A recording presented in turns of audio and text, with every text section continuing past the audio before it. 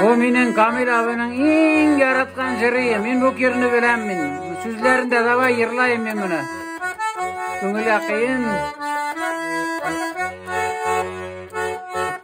Üstündeydem matur şeşek olsun deydem.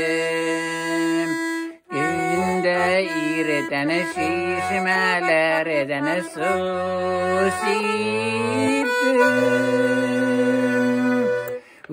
Üstündeydem matur şeşek olsun deydem.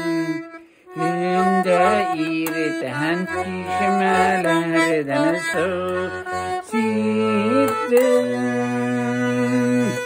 Eşliğimde min bir gülne yarattım. Ona ara bar kaygımı tarattım.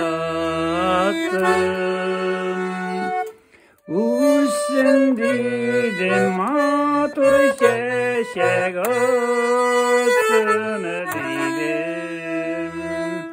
Günde irten şişmelerden siptim. Üstündeydem matur şeşek olsun deydem. Günde irten şişmelerden susiptim. İndi gülüm üstüzütte digende. Para var kayın haratkanda.